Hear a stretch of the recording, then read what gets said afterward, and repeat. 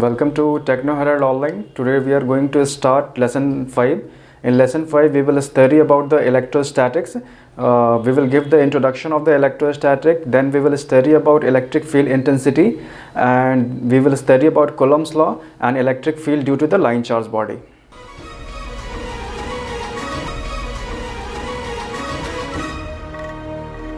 So electrostatic means the electrons or the charges at rest. So this is a very important topic, and it has got the diverse application. Okay, it has got the application in electrical engineering only. For high power transmission, we use the concept of the electrostat. In cathode ray tube, we use the concept of the electrostat. In oscilloscope, CRO, everywhere we use the concept of the electrostat. And if we talk about the solid state devices like BJT, MOSFETs, in all these devices we use the concept of the electrostat. Okay, if we talk about its application in the industry, we already know that it is used for the separation of the fine particles. It is used for painting purpose, electroplating, and wide range of the application it has got. So overall we can say that the electrostatic is a very important topic to be discussed. So the whole electrostatic we defined or represented by one of the two basic formulas. First one is the Coulomb's law and second one is the Gauss law. These two laws are very important in electrostats. So the first topic that we are going to discuss in electrostatic is Coulomb's law and the Gauss law. Coulomb's law. Although Gauss law is derived from Coulomb's law only, but Gauss law is used where we have a symmetrical distribution of the charges. Okay, in such case we use the Gauss law. So what does the Coulomb's law says? Coulomb's law says that whenever we have the 2 point charges, let's say Q1 and the Q2, let's join this 2 point charges by a dotted line.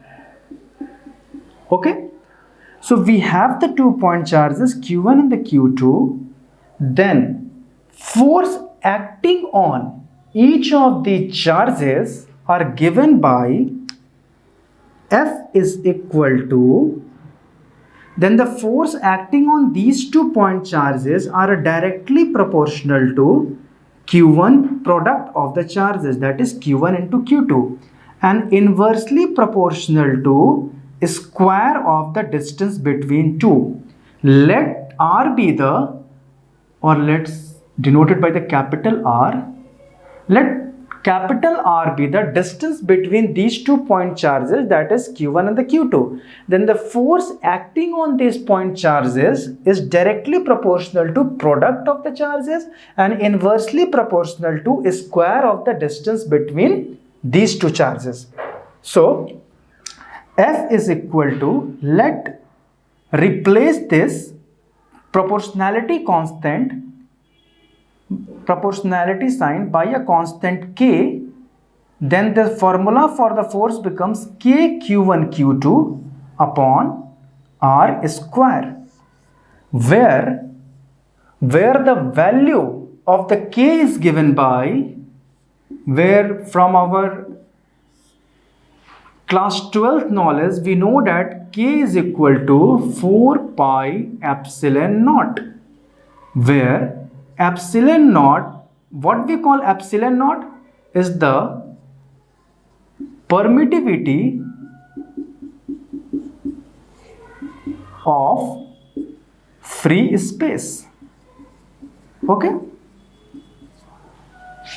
so we have got the formula acting on these 2 point charges, that is F is equal to K Q1 Q2 upon R square, and K is a proportionality constant whose value is given by 1 upon 4 pi epsilon naught. Epsilon naught is equal to permittivity of the free space. Then what does it represent, epsilon naught?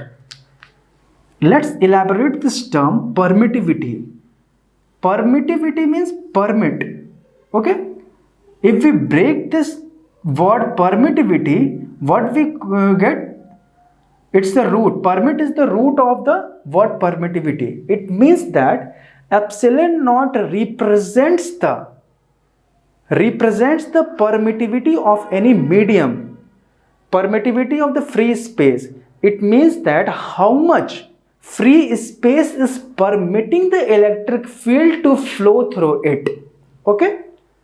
कोई free space में electric field कितने ease से फ्लो कर पा रहा है, that is being represented by this letter epsilon naught, permittivity, that how much electric field the free space is permitting through it is represented by the epsilon naught.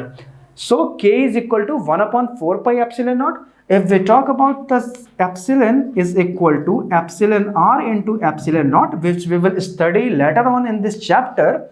So it represents the permittivity of any medium. Okay, it may be any medium. So it is epsilon is equal to epsilon r into epsilon naught. So epsilon naught represents the permittivity of the free space. It simply means that the how much electric field the free space is letting through it. See, on the similar grounds, epsilon of any material means that how much electric field can any material medium can flow through it.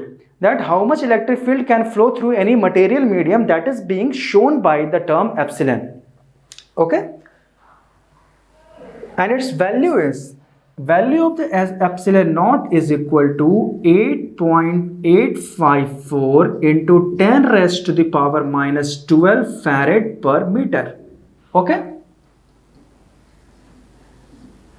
So this is the value of the epsilon naught, and the value of the K is K is equal to 9 into 10 raised to the power 9. Okay?